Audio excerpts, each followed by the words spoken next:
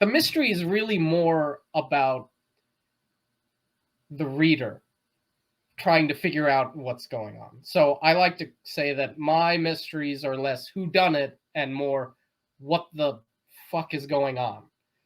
So there are clues, there are pieces, there's plot pieces, there's character pieces here that once you read through it, you might not have noticed them before, but when you go back through it and catch a lot of the clues, you can sort of figure out where the plot is going.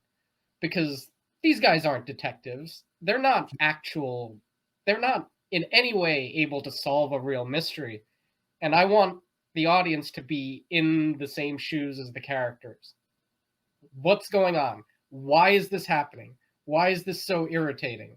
And then eventually, as you slowly go through the book and try and piece things together, it sort of resolves itself.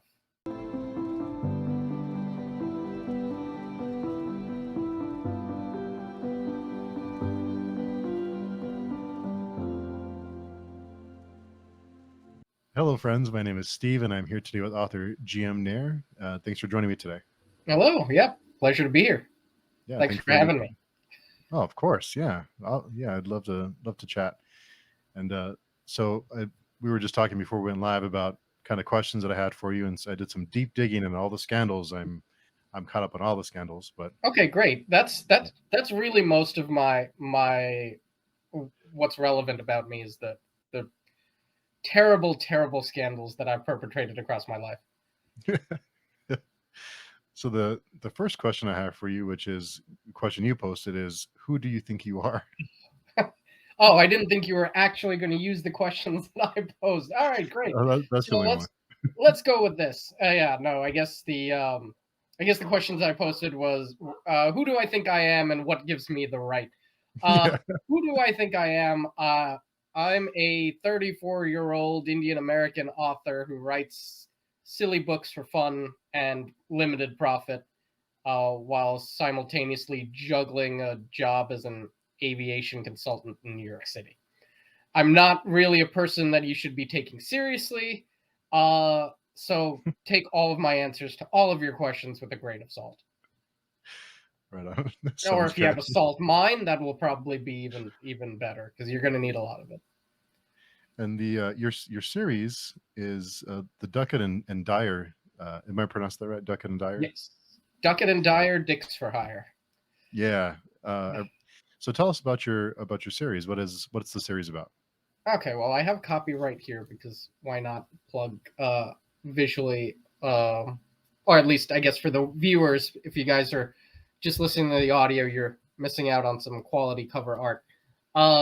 But this is my series, Duckett and Dryer, Dicks for Hire. It's a sort of sci-fi mystery comedy series, which is, the most profitable niche of all those three genres just mixed together.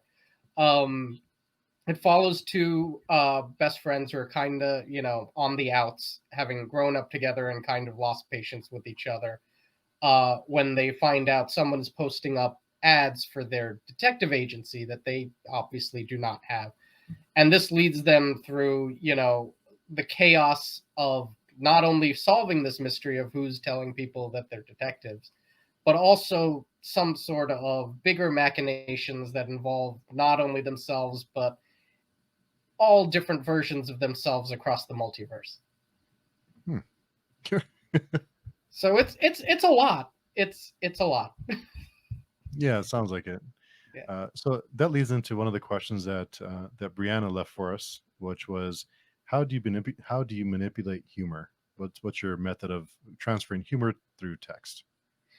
So there's a lot of ways to do it, but I think humor just comes pretty naturally to me. For better or for worse, it's gotten me into a lot of trouble. But sometimes I just think of that as being an easier way to communicate. So it probably because of my upbringing, under a relatively strict Indian household where you had to, sort of follow the rules at all times, or else, dire consequences. But I found humor as a nice sort of innocent rebellion. So always taking, whatever comes at you and spinning it back in some sort of weird or unforeseen way that can usually garner a laugh or garner an emotion sometimes. So I try to infuse my books not only with that in terms of like quick one-liners or anything like that, but also try and keep the reader, constantly guessing and on their toes, which is, you know, maybe questionable if you're trying to enjoy a straight narrative. But I try to, twist the plot and everything in unexpected ways that should, if I'm doing my work correctly, shock people into uncomfortable laughter. So it's a bit of a balance of just telling jokes and making and throwing people into unexpected places, because that's what, to me, humor is. It's subverting expectations in the either the weirdest or the funniest way. I think a lot of humor is timing. You have to have the right timing for humor to make it land. Are there methods that you use to make that timing in your writing? So yeah, that's, I mean, that reminds me of that old joke. Ask me what the secret to comedy is. What's the secret to comedy? Timing. It's timing. But yeah, it's hard to do timing in text because everybody reads at a different pace, or Mhm. everybody, might not parse everything exactly the same way. So writing comedy is a little harder than, if you were to watch it on TV. And I guess that's probably why um comedy books aren't really all that plentiful nowadays, or really much at all. At least in terms of, kind of standard joke pun setup punchline comedy. But I try to reread my books and jokes as much as possible, and if they still make me laugh, I keep them in there, because hopefully the timing will get ironed out, and I try to make sure that the way I structure the dialogue and balance it with the narration, there's enough of a pause in between your setup or punchline or witty one liner that maybe everybody else will get it too. Hmm. Do you have people in your life that you bounce ideas off of or kind of test that timing or those jokes or humor on? So I have a couple of friends who, while they don't have the exact same sense of humor, some of them do, some of them don't, but they're useful sounding boards to say, hey, does this joke work, or is this dumb, or is this joke something I really should not put in out into the universe? Because sometimes I can be too much in the service of comedy and less in the service of, oh, maybe that's not a good idea. So I'm not trying to get canceled, but one day I'm sure I'm going to say something that will that'll cross the line. You just kind of you're just waiting for that day to come, huh? Yeah, I mean, yes, I am. If anybody wants to try and cancel me, please. I'm sure there's lots of stuff that I've let slip by accident in these books. I think most funny people find themselves in some kind of uncomfortable situation from time to time. I think that just comes with the territory.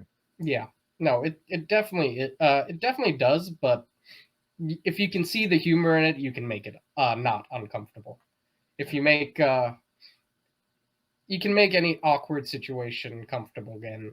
At least that's how I see, humor. It allows me some sort of control in my life, which I think we're all seeking on a day-to-day basis nowadays. Yeah, humor is very important now, and it keeps us from going insane. I think Yeah. so. It's very useful. So, in addition to being to humor, you also have mystery in your books too, and keeping readers guessing is tough because readers know a lot of the tricks that you're going to try and use. What Mhm. tricks do you use to keep readers like me guessing? So, I guess to call it's a mystery in in name only, basically, but the mystery is really more about the reader trying to figure out what's going on. So I like to say that my mysteries are less whodunit and more what the fuck is going on. So there are clues, there are pieces, there's plot pieces, there's character pieces here that once you read through it, you might not have noticed them before, but when you go back through it and catch a lot of the clues, you can sort of figure out where the plot is going. Because these guys aren't detectives. They're not in any way able to solve a real mystery. And I want the audience to be in the same shoes as the characters. What's going on? Why is this happening? Why is this so irritating? And then eventually, as you slowly go through the book and try and piece things together, it sort of resolves itself, hopefully. And I try and also leave, dangling strings and dangling clues for future books in the series before they all hopefully wrap up by the end. How many books do you plan for the series? Do you have a plan for that? It's been a waffling number. Originally, it was going to be 9 books, which the more and more that I think about it, while I would enjoy to write all 9 books, I think the character arcs and some of the emotional beats are probably going to make it have to shrink to about 6 books. I have ideas for 9 books, but I think 6 books is 2 trilogies, nice and tight. Maybe an extra bonus book in there. I was planning to do, in the same vein as all the other ridiculous stuff I write, a choose your own adventure. Although I can't really say that. I think the choose your own adventure people are very litigious about their trademark. So I think I'm going with solve your own damn mystery, and I'm going to trademark that just to stick it to them. Because I can. Why not? I miss those books. Yeah, that sounds like fun. I like that idea. They're still around, and they're still suing people over the trademark. So really, yeah. Hmm. So I'm sure you can pick some up.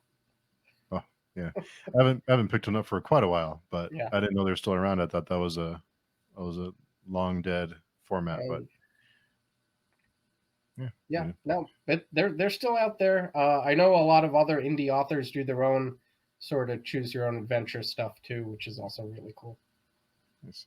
Where did the inspiration for the characters come from before you started writing this series? Oh, well, that's the great question. The earliest genesis of this series goes back to I want to say 2007-ish, so quite a while ago, which I was doing an internship out in Seattle, and I had a boss who was named Michael Dyer. And he was kind of a quirky fellow, a little bit nerdy, and I say that with the most love possible, because I'm a bit nerdy too. And I was like, he's an interesting character. And what would happen if he was sort of some sort of detective, and he had to investigate weird stuff going on all around the city. And so that thought marinated in my head for a little bit. Eventually I was like, okay, if he's weird and incompetent, that's great, but if we're following him, we're going to need an audience surrogate, because you can't be in the head of this person who takes nothing seriously 100% of the time. So I figured we should have a foil, a partner. So I split the character into 2. One very anxious person, one very devil may care person, and I came up with the title Duckett and Dryer, Dicks for Hire, because it basically writes itself, right? But so I was like, oh, this is great. This is a great title. This is a great concept. I should do something with it. So then about 7 to 10 years later, I actually start writing a book about it. Originally, I was thinking about doing it as a web comic and something like that, but then I got too lazy and college got in the way and grad school. And when I finally got back to it, it was like 2015, 2016.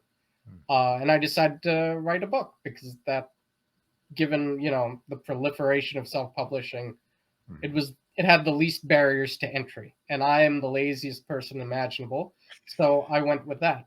And so I started Duckett and Dryer, and it started off as a one-off book, and as I thought more about the weird, crazy stuff they could get into, it sort of just ballooned out into a full series.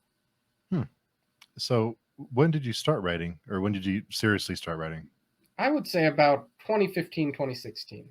So it took me about 4 years from the initial rough draft to the final draft that I put out into the world. And then it took me just another year for the sequel, the 100% Solution.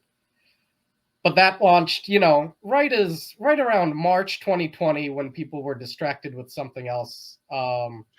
So and the subsequent months and years of distraction, which have pushed, the third book in the series out until hopefully, I'm hoping to get it out next month. Hmm. Oh wow.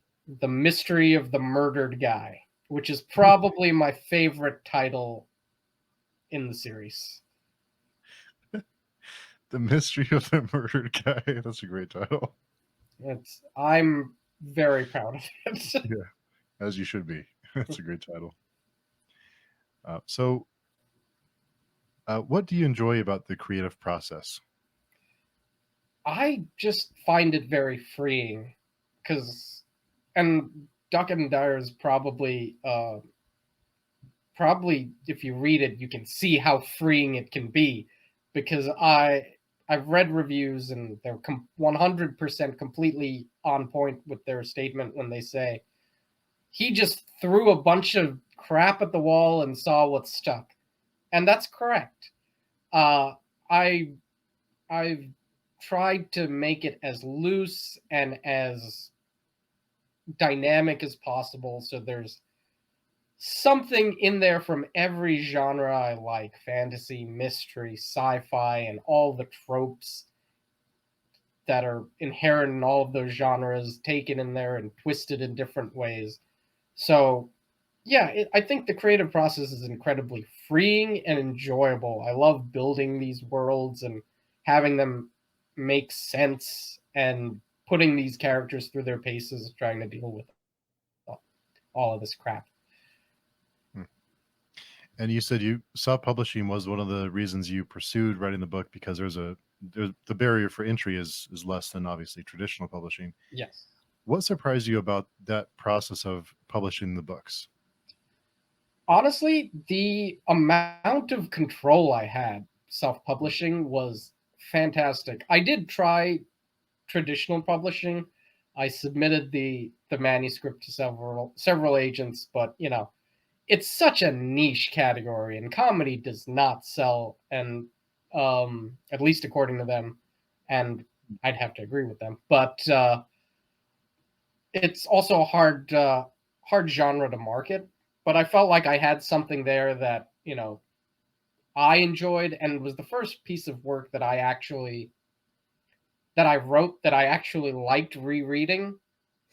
Usually when I write something and I put it away for 2 weeks and come back to it, I'm like, this is trash.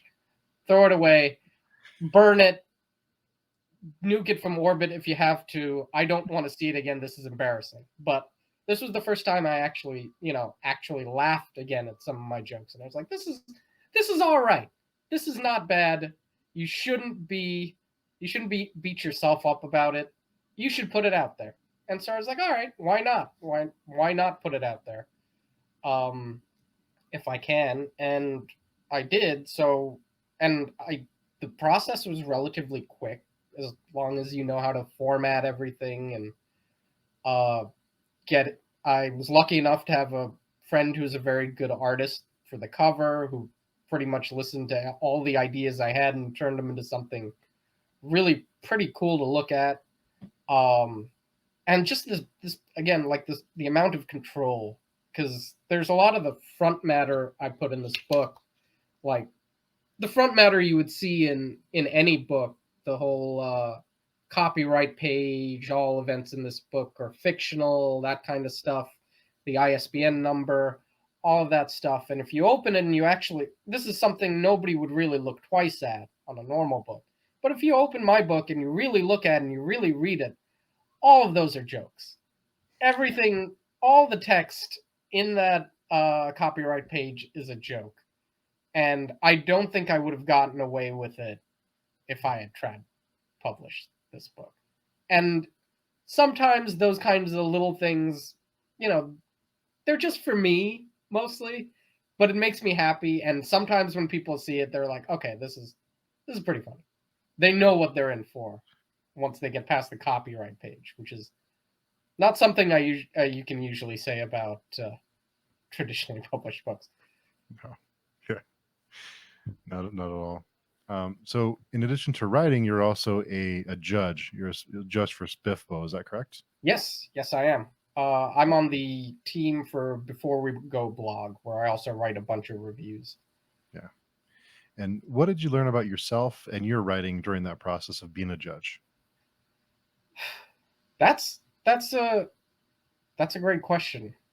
I think I can be more objective than some other judges, but I try to look for the good in absolutely every book that I read.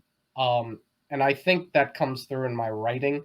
I try to, at least when I'm editing, I try to be a little generous with myself, even if things are a little weird or a little off kilter. I don't know if that's a good thing in my writing or not, but it's been very helpful as a judge to really evaluate these books on their merits, even if there are certain parts of the books that don't quite touch me in ways that they're intending to. I like to see the intent behind the words, and if the intent behind the words is good and honest and well crafted, sometimes if the book isn't really for me, it's still worthy of a great review. Or sometimes, even if a book is for me, sometimes the execution isn't as good as it should be. So I try to keep myself thinking about how I would write these things and whether or not the process makes sense, or am I being as fair to these books as I would writing my books or reading my own books. Are there any things that you picked up being a judge that you implemented in your own writing? So far, not yet, because I'm still I've only written a couple of reviews over the past year for SPFBO, but it's made me because Duckett and Dryer is actually a semifinalist in the self-published science fiction competition, the sci-fi sister contest Hugh Howey's launched. So it's really made me, being a judge for SPFBO has really given me a great appreciation for the people who have to read my book and judge it on its merits. So thank you to all of you guys who are slogging through a humorous sci-fi comedy amongst possibly more brilliant, more hard-hitting sci-fi fare out there. And how did you become a judge? What was that process like?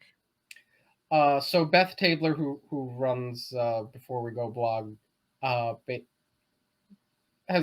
me on, for my occasional reviews, and then she asked the group, I guess we have a Twitter chat, who wants to be a judge for SPFBO? And I was like, yeah, sure, why not? I'll do it. And then I realized how much work it was going to be, and I still went through with it, to my credit, but it was basically just saying yes.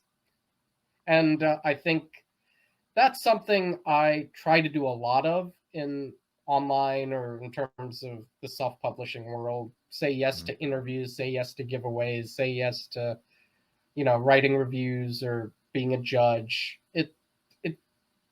It's nice to be part of that community, and if people see me out there doing these other things and want to check out my books by reading my reviews, more power to them, and hopefully they'll like what I'm putting out.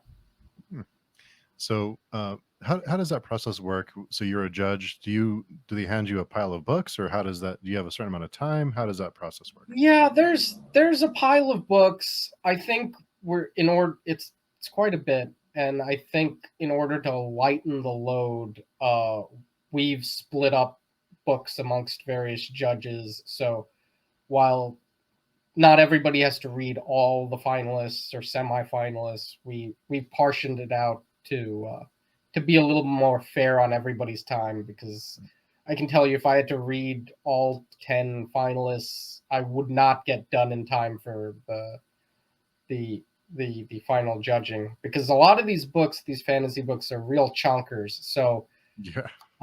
and I'm a pretty fast reader, but I'm not that fast. So um I think it's been helpful to not have to read all of them, although I do have all of them on my Kindle, so I will be reading them all at some point, in my increasingly infinite TBR list, Yeah. which I'm sure we all have. Yeah. It So, never gets smaller. It always gets yeah. bigger. And the So when Kindle you is and the e-readers, the Kindles, they're only like exacerbating the problem, because not now these books aren't really taking up space in your house. So it's easy to forget about what you have to read or what you said you put on the list, and just have it keep growing and growing and growing invisibly. So that's really nice. Yeah, it's nice because you can have any book within a few seconds, but it's also bad because you can have any book you want in a few Oh, seconds. yeah. Human greed. It's great. Yeah, it's bad. It's really bad. And like you said, they're tiny files, so it's you can have 1,000 books and never know it. It's just on your Kindle, it's just Mhm. here hanging out. So yeah. Just waiting for you to turn the page Just or waiting for you to tap go to the the screen. library. Yeah. Say, I bought that book. I forgot about that. That's never happened to me. So in addition to being a judge and a writer, you're also you have a bachelor's and master's degree in aerospace engineering. So tell Yes. us about that. Oh yeah. So this is yeah. So when I was talking earlier about my job back in 2007, that was actually out in Seattle at Boeing. I was working on structural engineering for the 747, the jumbo jet. They're the last variant before they pretty much tanked the type completely. But yeah, so my educational background is aerospace engineering. I went to Georgia Tech for a cool 5 years, raced through my bachelor's and master's program to uh, uh, at the same time, or one after the other. Um, I've always been a huge nerd, and that if you haven't read my books, if you have read my books, that's very much apparent. But that nerdiness extends also to real science and actual things that aren't crazy multiverse comic booky concepts. So So it's what it's something I've always been interested in, and something I always follow closely. so that leads us to one of the questions that was posted on Twitter from friend and author Noel Zamat. He wanted to know, his question was, since you're a rocket scientist, can you explain specific impulse in terms a child or I would understand? Yes, I Yeah, I know saw that's that a diverse question. question. Yeah. Oh, I saw that question. And I'm so far removed from the day to day of rocket science that I probably can't. But off the top of my head, I think it's basically it's a measure of efficiency of a rocket engine, of how much fuel it can burn to accelerate the whole system. But I can't explain it in a way that a child or even I would understand. I just gave you a quick soundbite from what, I think it is. I always struggled with thermodynamics and specific impulse. That was not my thing. I ended up being more of a structures guy rather than a propellant guy. Although structures people are weird too. Mm. But yeah, unfortunately, I don't have an ABCs of rocket engines that I can give you, and I will have to commit harikiri over it and my shame of claiming to be a rocket scientist and not knowing not having a instinctual command of what specific impulse is. Hmm. So, what is it that you enjoy about structural engineering? Oh, well, I think it was easier. Mm. Honestly, I think it was easier. It came more easily to me than a lot of the thermodynamics stuff. That stuff clouded my brain and was really tough. Along with a lot of the fluid dynamics, that any dynamics really, even structural dynamics wasn't so easy. But structures, seem to be, they're, for lack of a better word, stable. If you hopefully stable at least. But yeah, I always found that sort of a grounding. It was aerospace. It was interesting, and it was also sort of the sort of building structural components, that stuff that just makes sense and feels right to me. I wish I had a better explanation, but it's more of just a feeling. Hmm. And it was kind of an architecture kind of feel, which I always liked. And I think it carries over into how I write as Hmm. well, because I try to build like a plot and character scaffolding to hang all of these weird things that I come up with onto, and just try and make everything tie out and make sense in the end. And I think that, that sort of engineering mindset really helped me in terms of writing my books. Hmm. And when you write your books, do you add in any scientific Easter eggs that only certain people would get? Do you I try to? try. I try. There are some really, really deep cuts where I do some research and I try to say, okay, none of this really makes sense, but maybe I can put in something that kind of ties into real science. Just a little bit. And then I go, off the rails with it. So there's stuff in there that probably, if you really, really look into it, might make some sense. But I try to go as hands off with this science as possible. There are other books I have in the works that are more traditional science fiction, less humor, less out there, that I do try and, work actual science into, but those have not seen the light of day and might not for a while. Hmm. I've got I've got about 4 more books to write, so in the Duckett and Dryer series. So once that's done, look out for the hard science. With the harder science books, how much do you have to pull back and not to alienate people like me who don't know very little about those topics? I try not to be super technical about it, and I try to use a light touch and keep it as high level as possible. But if you look into it, okay, this sort of makes sense. You're not going to see formulas or equations or anything like that in my books, but uh, you can at least to the point where if you're scientifically literate, you can say, okay, I can accept that. Yeah. Whereas, like when I see certain movies like, I guess, Moonfall or Armageddon, where the science is clearly completely off the wall and it ruins my suspension of disbelief, uh, I I can't, you know, identify with the narrative. I try to keep it to within the bullshit meter where your suspension of disbelief is okay. That's fair enough. Hmm. You mentioned Armageddon being just very inaccurate. Are there any movies that you were impressed with the accuracy of science, at least as much as you can be in like a big budget movie? And I think the engineer's constant answer to that one is the Martian. Hmm. Andy Weir's The Martian, because he literally did all of the math, and he did the astrophysics, he did the orbital dynamics, he ran through all these numbers. It's pretty airtight. There's some minor fudge factors, but like by and large, that was pretty fantastic. That gravity also had some fudge factors, but generally pretty good. Hmm, interesting. I haven't mentioned Gravity in a while. I haven't thought about that movie in a while. Oh, okay.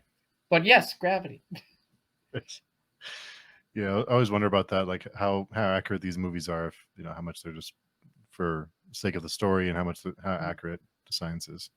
I mean, I try not to be too unforgiving. For me, if the story is fun and I'm caught up in the story, I give them a pass. If it doesn't make sense, fine, I'm having fun. Let's leave it. But the moment I start to feel that the story doesn't quite make sense or the execution is not right, okay, then I go into nitpick mode. And I'm like, let me savage this movie or this book as hard as possible because uh it brings out a part of me that isn't quite nice and I don't like to admit that I have. But if you get me with the story, you're good. Yes. And in addition to all these other things that you do, you're also an artist. I wondered if you can tell us about your artistry. Oh, I haven't been a real artist in a long time. I mean, by decades. I've drawn a little bit here and there. I can sketch. I've put some little funny little cartoons up on my website, but I haven't done real art in quite a while. I mentioned Duckett and Dryer was supposed to be a web comic, Mhm. and once I found out how much work it would take for me to improve my artistry to the level of quality that I'd be comfortable producing a webcomic, I immediately gave up and went the book route. Um, but yeah, no, I haven't drawn in a while. I usually doodle as a hobby, but yeah, my art isn't something I've kept up with, and it's something Hmm. I regret. But but maybe one day I'll get back to it. I'm Okay, yeah. never too old to start. No, of course not. And I did read that you were part of a sketch group, and I wondered what is a sketch group? Yeah, you're making it sound like I do too many things, and you're correct.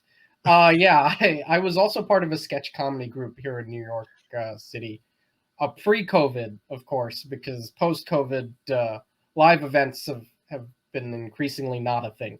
Yeah. But every month, me and a group of comedians from the New York comedy scene would sort of get together, pitch sketches to each other, write out little 3 or 4 minute beats, and then put on a show at the end of every month with all new material every month for the entire year. And I think I did that for about 3 4 years. And it was a lot of fun. It's a lot of work, and it takes a lot of time. And Mm. the older and older I get, the less and less time I have. So I've moved away from sketch comedy, and I do have a lot. I have a lot of love for it, but I don't have the time anymore if I'm going to do my regular day job writing these books as well as balancing all the normal day-to-day stuff for my social life and my sanity. Unfortunately I had to go, but I loved every minute of everything I did and everything I wrote. And I think I put up some of the scripts on my website of a few sketches that I was particularly proud of. But and if you dig on the internet somewhere, you might find some of the videos of a lot of our sketches. But I'm not gonna plug that here just now. Challenge accepted. Yeah, go for it. Yeah. Go for it, everybody. Find the content. Find the content. Find the content. The internet never forgets. Oh yeah, no, of course not. Nor So should it. no. And another thing that I've noticed you did is you've written for the History Channel's Join or Die by Craig Ferguson. And what was that experience like? Oh wow, yeah. That was also during my sketch comedy days. One of my friends, a friend of mine from high school, worked for A&E, and Craig Ferguson had just left, I guess, his late night position and was doing kind of a short series for the History Channel about just sort of a roundtable panel about certain historical topics, and they were looking for like a little uh, animated end tag to every show. And my friend reached out to me and said, "Hey, you write like 3 to 4 minute short comedy pieces. We're doing this thing for Craig Ferguson." I was like, "Craig Ferguson? All right, I'm in. What do I have to write?" So it was very similar to like writing sketch comedy, but just making sure things were historically accurate to whatever the individual topic was. I believe there were some George Washington, Andrew Jackson presidential topics, other stuff like that, and just kind of playing up some of the crazier parts of their lives or history in general. So that was a lot of fun. I did a Some of it came from research, some of it came from things that I remembered were true from my history classes, but it was a lot of fun to write and see my words actually taken and animated by a professional animator. That all of that content can also be found on the internet somewhere, but now you have the title Join or Die, so you could probably search them up. Yeah. And so I was wondering too, if you, it's always very interesting to me how different authors, whether they like to listen to music or don't like to listen to music when they're writing. Do you enjoy listening to music when you write? I don't listen to music when I write. I like music. I like a lot of music, and you can find a lot of music DNA in my books. Some of the chapter titles are a lot of '80s hits, Hmm. which is pretty much exclusively what I listen to. Um, and But I don't like it during the process of writing because I want to be free to just concentrate on all the weird ideas I'm thinking about and not necessarily having to listen to something while I do it. But I think a lot of my brainstorming, whether I'm just walking down the street or at the gym, well, not lately, admittedly, but if I'm on my commute and listening to music, that stuff is brain fuel for like ideas and maybe not even just basically from the lyrics or anything, but the mood the music generates. It helps me come up with certain scenes, and I have soundtracks in my head for every like chapter or what I imagine would be playing in the background during pivotal scenes, and it helps me frame how exactly I want things to go. And I guess the timing, to circle back to everything else, the timing and the pacing, I sometimes I put it to a specific song, and it's really helpful. Hmm. Just not when I'm actually writing. Yeah. What is it about the '80s that you enjoy in as far as Oh, oh, I don't know. It was just such a great decade for pop culture, Hmm. and there was so many like so much content. I mean, we have more content now than we've ever had, but the the stuff that was pumped out in the '80s had just this fun, carefree feel to it that sometimes just said, "Hey, get on board, enjoy the ride, have a little fun. Nothing. Try not to think about all the terrible stuff and just join this adventure." Stuff like the Goonies or Big Trouble in Little China, Indiana Jones, a lot of the Star Wars. Just it's it was just so colorful and fun and vibrant. And although I wasn't alive for most of the '80s, it's the decade I most identify with. Sure. What are your thoughts on a lot of the nostalgia now with a lot of these remakes or reboots or movies that reference that time period? Nostalgia is a hell of a drug. Yeah. Yes. It's been, I like to call this, the current cycle that we're in, weaponized nostalgia, Mm. because it is hard and fast, and it comes from every sort of angle: movies, TV, books, music. Um, and I don't. And the scary thing is, sometimes I don't mind it. I'm like, I like it. I like going back and revisiting all these old properties, and if they're done right. If they're not, then it's upsetting. But I like seeing all these things. Everything old is new again. uh, I like that feeling, but I see how it's increasingly becoming more and more and more of a cash grab, Mhm. which takes a lot of the soul out of it. And that's that's what I want to see when I see these more nostalgic films that are trying to rehash old properties. If there's soul to it, I can get behind it. If it's clearly just an attempt to capitalize on people's feelings, then maybe not so much. It's a line there that's tough to not cross. I mean, you It can is go it too is far. very tough, especially if you're working for a Hollywood studio or someone who has monetized all of this nostalgia and is looking for a big return. Yeah. Was there any properties that you've particularly enjoyed that was pumping that nostalgia in your veins? I mean, I'm a big Star Wars fan, and the, they've they've had some hits and misses in the past couple of years, and Star Wars fans are notoriously touchy about Star Wars, and you can tell a good Star Wars fan by how much he or she hates Star Wars. So I'm not going to touch that with a 10-foot pole right now. But I think the one uh, like reboot or reimagining or re-sequel that I really enjoyed these past couple of years was the Bill and Ted 3, Mm. Bill and Ted Face the Music.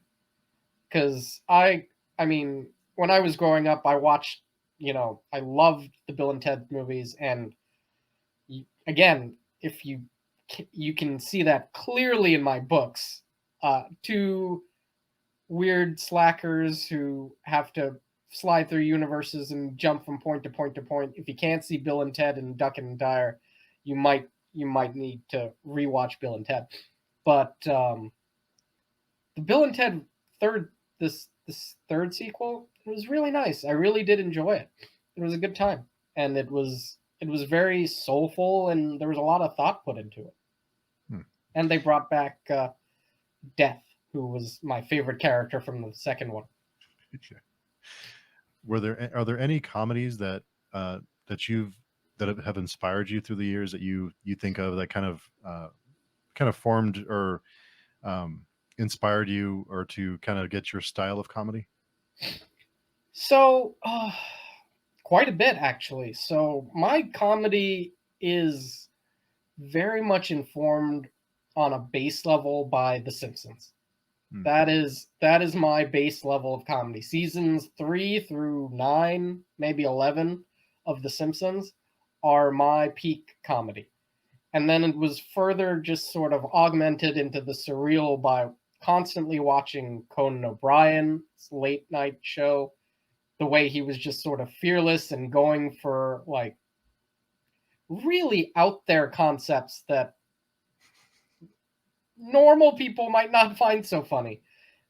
That stuff really stuck with me, and I try and take that blend of Americanized 90s, early 2000s comedy and marry it with like Douglas Adams, who is the one person you think of when you think comedy sci-fi. Oh, it's Douglas Adams because literally no one else has written comedic sci-fi. But there are other people who've written comedic sci-fi, but Douglas Adams is sort of the genesis in it. I'm sure if you talk to anyone else who's written, sci-fi comedies, The Hitchhiker's Guide to the Galaxy, Dirk Gently, all of that stuff has almost certainly seeped into their work in some way or form. So I try to take my Americanized upbringing, merge it with the weird, sarcastic, witty Britishisms of Douglas Adams, and pump out something that's, a weird amalgam of the two that sits in some world of its own. Nice. And I wondered what's the best life advice you've ever been given? Life advice. Fake it till you make it. Fake it till you make it has never steered me wrong because growing up I was a very like I was not a confident individual. I was a nerd. I was a geek. I was a dork. I was all of those things and then some. And someone like in high school told me, just fake it till you make it. And that was the easiest confidence boost I've ever gotten. So if anything, I would tell absolutely everybody to fake it until they make it. Because I think everybody on some level already is, even if they don't know it. I hope so. I really hope so. Otherwise, I've been doing this all wrong. You're doing pretty well for yourself, I would say. I don't know. I think I'm all right. I'm doing okay. Was there ever a hobby or a thing that you were excited to try, but when you tried it, you did not enjoy it? Oh, that's tough. Hobby that I didn't enjoy. I mean, I did try sports for a while in the 8th grade, and that was a massive failure. I tried to be on the basketball team. That was not good. That was a unmitigated disaster. So I think that's what happens to me. And that was before fake it till you make it entered my life. So I couldn't fake it, and I just kind of like, all right, I completely failed. I should never do this again. And I think I subconsciously do that to a lot of other things in my life. They're like, well, if at first you don't succeed, give up entirely and go do something else. What was it about basketball that you just didn't enjoy? Oh, I have I mean, my upper body strength and core strength and running speed and everything is the same now as it was when I was in the 8th grade. So it was not a fun experience being the least capable member of the team. It was nice to be able to sit for about 90 or so minutes on a bench and watch other people play basketball. So I guess it wasn't all bad, but boy, sports, it's not my thing. It's not. So I have a couple more questions for you. Sure. One Fire of them away. is I recently talked to author Halo Scott, and we discussed jelly beans. And Halo likes to take just a fistful of jelly beans and throw them, eat them all at once. But I'm in the camp of you should take the jelly beans and put them into piles and then eat them flavor by flavor. So do you eat all the jelly beans at once, or do you separate them into flavors? I don't eat all the jelly beans at once. I don't separate them into flavors either. I take them as they come. So I'm like, okay, there's a green one. I'll eat a green one. I'll eat the. I don't quite mix them up, but I just take things as they come. So I don't know if that's the answer you wanted to hear. No, yeah, that's perfect. Yeah, I just want to make sure I'm not insane for separating them. No, I don't think you are. I think there's a logic to that I can respect. Um, I'm too lazy. I guess this comes back to I'm too lazy to pick everything apart, put them into piles, and then go pile by pile. I'm also too neurotic to take everything and shove it in my mouth all at once. But I'm just the right balance of lazy and neurotic to just go one by one and not to care if a pink comes after a green or a brown or whatever colors they make jelly beans these days. No, don't like the licorice ones though. No black jelly beans. Those I'll take out.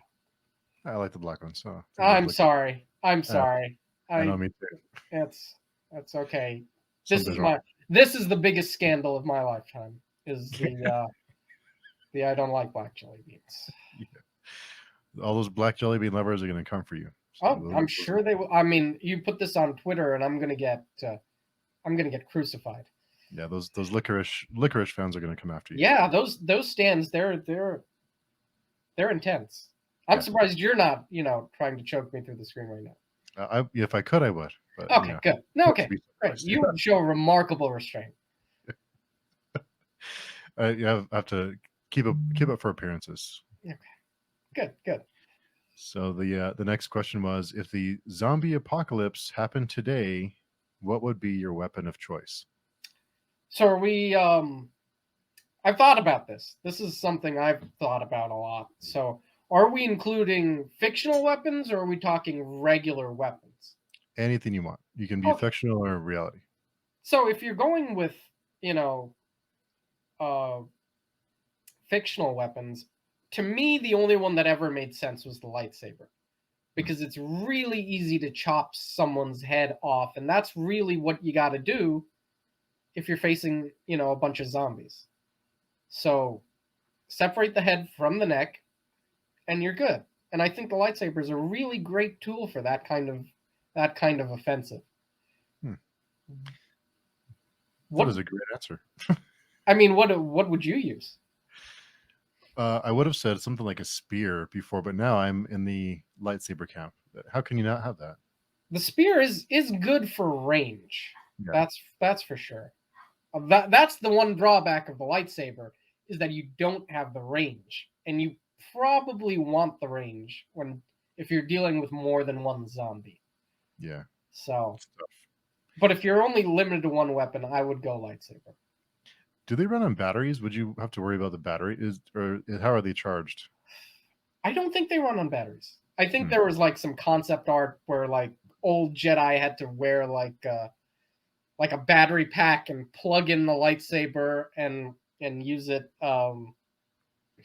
thousands of years before like the regular Star Wars movies. But now it seems like as long as they don't get wet, they're fine. Hmm. So when they get wet, they're not fine? I think there was like a deleted scene where Obi-Wan Kenobi was swimming through somewhere and he tried to turn on his lightsaber and short it out. Hmm.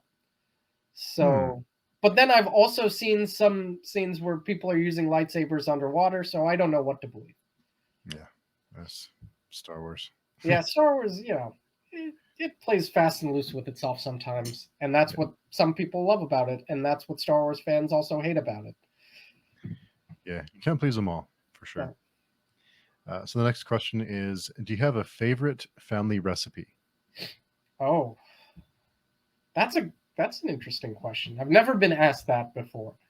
I'm not a big cook, uh, but my mom makes a lot of. I grew up eating a lot of Indian food, and my mom. It's hard. It's hard because when I go out with friends and they say, "Hey, how about we go get some Indian food?" I'm like, "Absolutely not. Why should I go to a restaurant and pay for something that I'm getting homemade for free of down home quality versus restaurant quality?" But I think something I really like of my mom's is her dosha, which is Hmm. basically just sort of very thin rice pancake. Super simple to make if you just have to ferment the batter, which is, which takes a little bit of time. But it's quick, just sort of fry it up, eat it with butter or some sort of curry. It's very simple and it's just a quick, easy breakfast food. So I'd say that would be my favorite family recipe, even though I don't really fully understand how to make it myself. I Sometimes, really need to ask her for a book or to write these things down because that is something I will miss when the inevitable happens. I just brought up some stuff. Sorry. I think Time to be sometimes, a bummer. yeah, I think sometimes the best recipes are the ones you have no idea how to make because Yeah. it's like a mystery that just appears, and I it's think less than you can make it. yeah, I make a lot of burgers in the summertime. I and my friends really like what I do. Uh, I put a bunch of stuff, bunch of spices. I soak them in beer, Mm. uh, and before I grill them. And my friends really like them. They love them. They always ask for the recipe, and I'm like,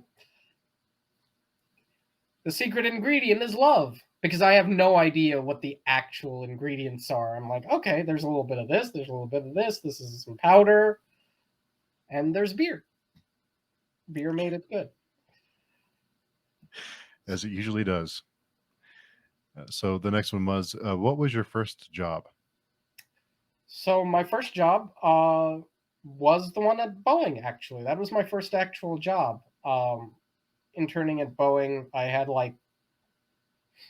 I spent two summers and a little bit more interning in Seattle, working on the structural components for the 747-8.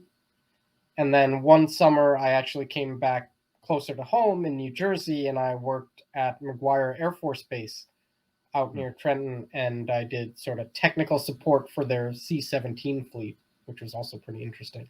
So those were my first real jobs. I I feel very privileged that I never had like a blue collar job, and I feel honestly like I'm missing a certain life experience.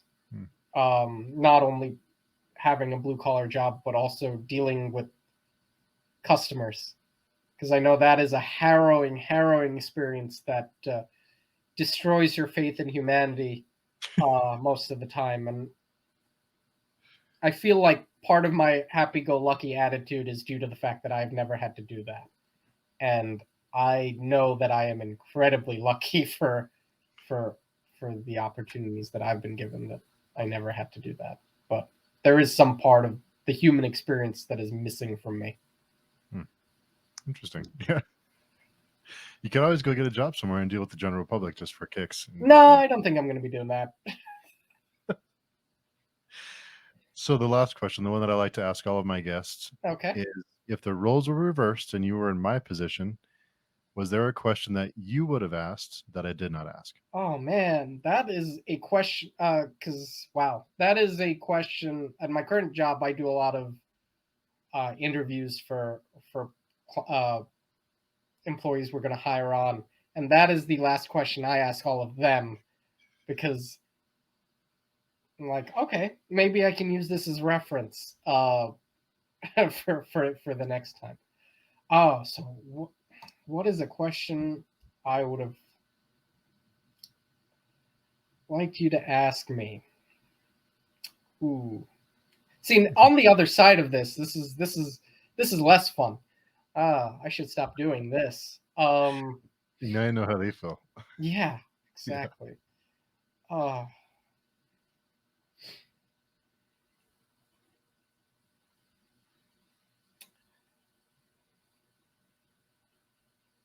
I guess the one question.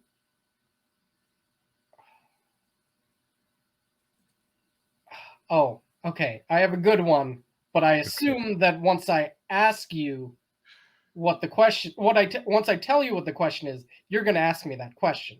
Yes. Okay, logically. So now I have to think about my answer to that question. Uh, Or you can just tell me the question and you can just answer spontaneously. I guess, but this is not something I can answer spontaneously, because I need to remember. Um, I need to remember what the answer is, because once you hear the question, you'll know why. You know what? I'll just tell you the question. Uh, Okay. what's your favorite joke? Okay. What is your favorite What joke? is my favorite joke? I don't know. Oh, this is hard. Uh, What's the first one that comes to your mind? there is one that I really like, and I need to. It's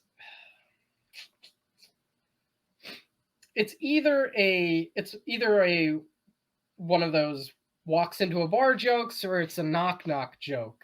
Oh yeah, here's a good one. I have a great knock knock joke, but you're going to have to start it. Knock knock. Who's there? I am. Just literally putting you on the spot and realizing, I think, that it's now your joke is probably my favorite thing of all time. I like that. I'm gonna use that in a You comfortable should. You situation. feel free to use it. It's Yeah. it's the kind of that's the kind of stuff I like. It's something that knocks people off balance, even if they're familiar with jokes and comedy. Hmm. But so feel free to knock as many people off balance as you can with that. Yes. Good icebreaker for sure. Yep. It's a good one. Yeah, that's a good. That's a good one. So Okay. you, you got me with that question. turn the tables on me. So if someone wants to connect with you, where's the best place to find you? So you can usually find me trolling Twitter. I'm always, checking that and trying to come up with witty one-liners to post. So that's you can find me at Ganesh Nair. That's GANESHNAIR. Or you can find a bunch of stuff on my website, which is ds-df.com. So there's my books, there's some of my sketches, some blog posts. There's even a section where a couple of people were asking me scientific questions about superheroes and science fiction, and I decided to actually go ahead and try and solve their questions with math and science. So that was a lot of fun to do, and that's up there as well. So there's a lot of free content on there. So go get that content. Get Yeah. that content. And you can also be found on Before We Go blog Yes. with your reviews and so go check that out. Yes. I'll leave all those links in the description on the podcast or on YouTube. So be sure and check those out and find your books and check them out. That would be great. So I know you're very busy. You have a lot. You have a lot of stuff going I on. don't know how I function day to day with all the things that I have to do, but I do. I think it's mostly because of the faking it. Oh, yeah. Maybe I don't actually have a lot to do, and I'm just faking it. I've never really thought about that. Maybe it just makes me look like a more important person because I'm hypothetically busy all the time. I bet people leave you alone more often than not. Yeah, Though. I love that. Can't Love bother. that. Yeah, it's like I'm way too busy for that. I can't make it. Yeah. It's the George Costanza school of avoiding things. It's just Yeah, look upset and angry at all times, and people will not talk to you. that was Very a great. busy. Yeah, it was a great episode. Yeah. So thank you again for coming by and for accepting the invite. It's been a pleasure, and I look forward to chatting with you again sometime when you want to come back. Yeah, of course. Thanks so much, Steve. Appreciate it. Yeah, awesome. So I will talk to you soon. All right. Take care.